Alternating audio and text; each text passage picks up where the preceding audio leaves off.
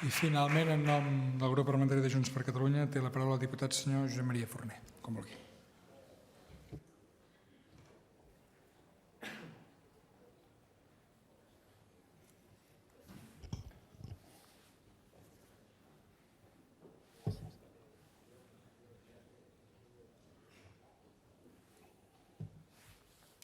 Senyor president, senyors consellers, senyor conseller, diputades i diputats, no crec que consumeixi els 10 minuts de temps i anirem una mica per feina perquè s'han dit moltes coses i, per tant, d'alguna manera repetir-les tampoc no té molt sentit.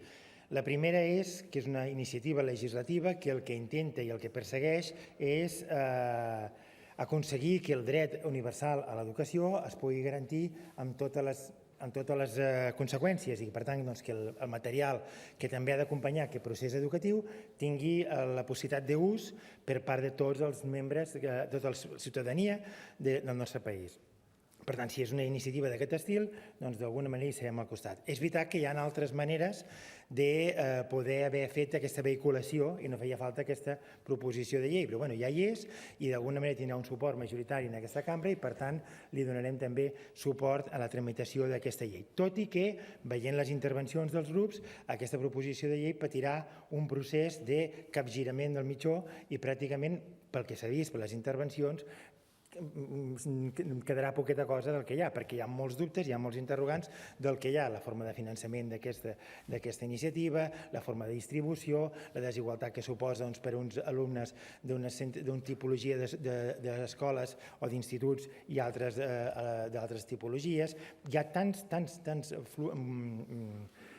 qüestions, diguéssim, a corregir que podem pensar que el procés de tramitació d'aquesta llei acabarà produint-li un capgirament absolut al seu, diguéssim, redactat. Sí que potser en el seu origen el garantiment de l'educació a tothom i a través de l'ús de les eines que necessiten d'aquesta educació, això sí que s'aconseguirà, repeteixo que també es podria haver aconseguit a través de la LEC mateixa, pròpiament d'un desenvolupament que de fet ja s'està fent en bona part. Parlem de gratuïtat. En bona part és una mena de servei de préstec del material de llibres de text i del material curricular o material escolar que hi hagi, una manera, diguéssim, de donar. Per cert, un petit parèntesi, si no es fa ben bé aquesta forma de préstec, el que estarem fent és una estigmatització d'aquells que estan usant coses de segona, tercera, quarta, cinquena mà, d'aquells que es poden garantir l'ús de primera mà i llavors les diferències encara són més grans. Però suposem que hi haurà correcció a través del procés d'esmenes i de tramitació i per tant no hi serà. També s'ha fet esment que és una proposició de llei que ja té la seva presentació en l'any 2016, em sembla recordar, i en aquell moment va decaure per una sèrie d'imposicions. És veritat que hi ha hagut una sèrie de correccions i hem de pressuposar que la bona voluntat o la voluntat dels diferents grups en haver canviat la posició i la mateixa redacció farà que es busqui assolir l'objectiu fonamental. Sí que voldria, però, tres reflexions donat, diguéssim, i assenyalat algunes mancances, que ja repeteixo que no les vull tornar a dir, sinó algunes reflexions que em sembla que són. La primera, el valor de la gratuïtat. I entengui'm bé, allò de Machado és de necio confundir valor i precio. Si el precio és zero, si el preu és zero, aleshores el valor és zero, això és un greu error. Jo espero que l'ús d'aquest material no faci caure en aquesta trampa, diguéssim, que les coses que no han costat no tenen valor, sinó que el valor no és el preu que tenen. Mantinguem aquesta premissa del Machado, és de necio confundir valor i precio, cosa que fa bastant el sistema capitalista en el seu defecte.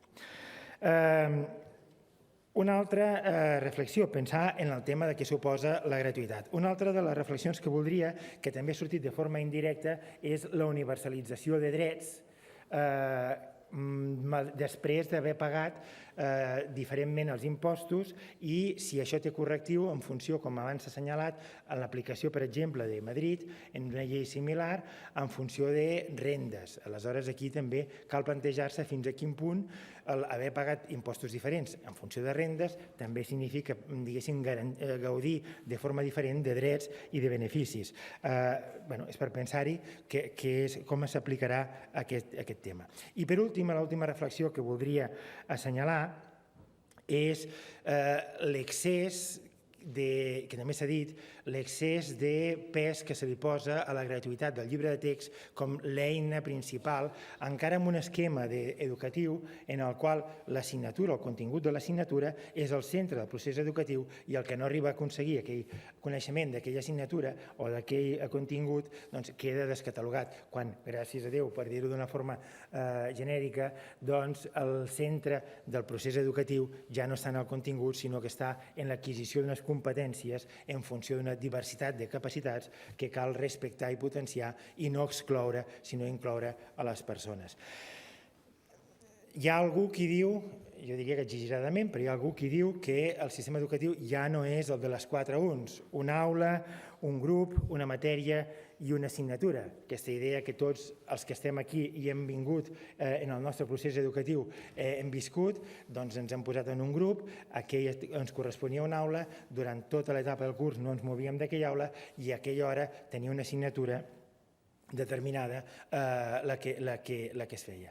Això, ahir mateix, amb el canvi, per exemple, que es proposava de model arquitectònic i altres versalitats que pot tenir l'aula, en l'aula hi poden haver-hi diferents grups, hi pot haver-hi diferents matèries simultàniament, no cal que s'estanquin en una mateixa hora, i per tant les eines que es doten per a fer aquest sistema educatiu més flexible i més atent a la diversitat de les capacitats dels alumnes, aquestes eines ja no són únic i exclusivament, ni diria prioritàriament, el llibre de text, sinó que són moltes vegades materials confeccionats pels intervinents, pels docents que estan participant allà. I és més, caldria potenciar la manera d'interactuar, diferència entre els diferents docents en diferents àmbits per crear materials específics que poden tenir diferències grans. Amb això, senyor Riera, jo li diria que no s'espanti, que la diversitat no té per què ser contradictòria de l'equitat, que són coses que poden anar perfectament casades i no cal que la idea de la igualtat absoluta és l'única garantia de l'equitat. Per tant, el llibre de text com a únic objecte de gratuïtat seria un error, és veritat que va acompanyat del material curricular, però no ho podíem deixar-ho aquí. No puc deixar-me, senyora Niubó, suposo que és un lapsus, som un país, ha estat un error, no som un estat encara, però som un país. Jo sé que ha estat un lapsus sense voler i sense més importància. I tampoc no puc deixar-me d'assenyalar, vostè ha assenyalat la importància de les polítiques fiscals per garantir, diguéssim, polítiques socials, com per exemple la gratuïtat, etcètera. Molt bé. Dintre d'aquestes polítiques fiscals que cal corregir, també assenyali el greu i sostingut dèficit fiscal que pateix el nostre país i que pateix el nostre finançament i que no permet polítiques socials com les que voldríem.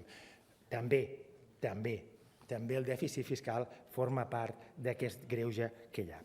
Com que hi ha molta feina perquè aquí es tramitarà, hi ha possibilitat de fer esmenes i possibilitat de poder donar la volta com un mitjó a aquesta proposició de llei, nosaltres li hem retirat l'esmena a la totalitat i per tant ens congratulem de poder contribuir a la garantia del dret universal de l'educació. Moltes gràcies.